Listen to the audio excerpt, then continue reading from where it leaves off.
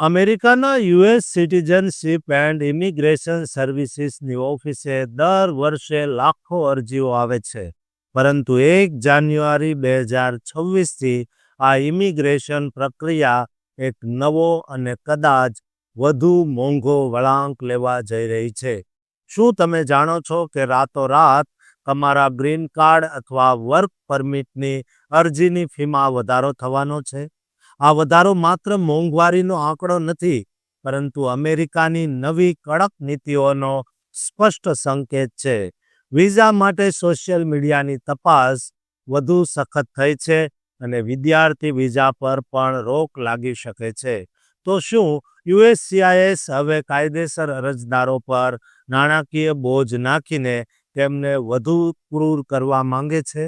નવા વર્ષની શરૂઆત સાથે અમેરિકન ઇમિગ્રેશનમાં આવેલા આ રહસ્યમય ફેરફારો અને તેના તમારા પર થનારા સંભવિત વિનાશક પ્રભાવોની સંપૂર્ણ માહિતી જાણવા માટે અંત સુધી આ વિડીયોને જોતા રહો.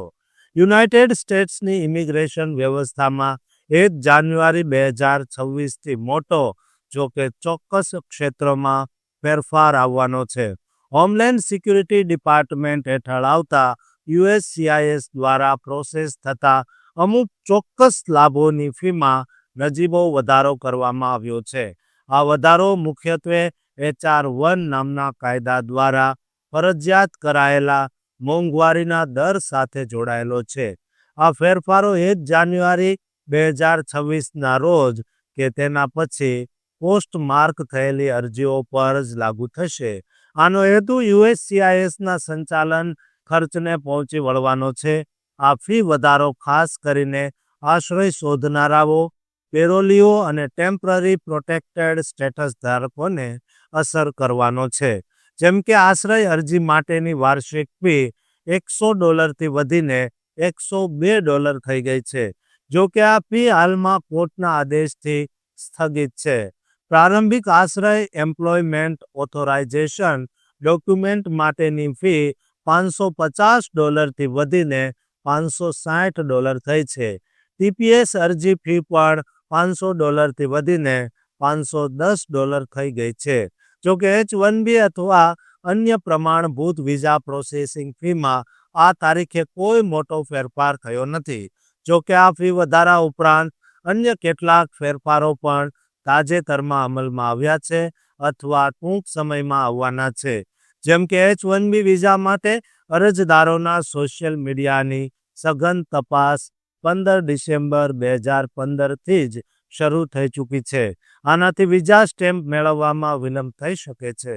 આ ઉપરાંત શિક્ષણ વિભાગ દ્વારા વિદ્યાર્થી વિઝાના નિયમોમાં મોટા ફેરફારો લાવવાનો પ્રસ્તાવ છે.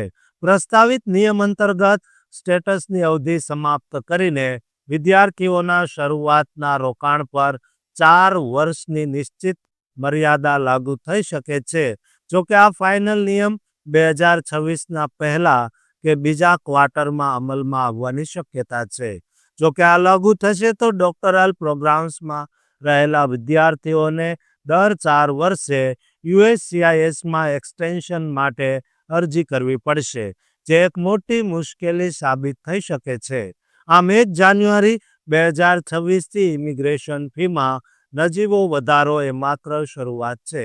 ઇમિગ્રેશન વકીલો અરજદારોને સલાહ આપે છે, જો શક્ય હોય તો વધેલી ફી ટાળવા માટે વર્ષના અંત પહેલા જ અરજીઓ ફાઇલ કરી દેવી. આ બધા ફેરફારો એ સંકેત આપે છે કે અમેરિકા હવે કાયદેસર અરજદારો માટે પણ પોતાની સરહદોને વધુ કડક અને ખર્ચાળ બનાવી રહ્યું છે, જે લાંબા ગાળે આંતરરાષ્ટ્રીય વિદ્યાર્થીઓ અને કામદારોને નિરાશ કરી શકે છે.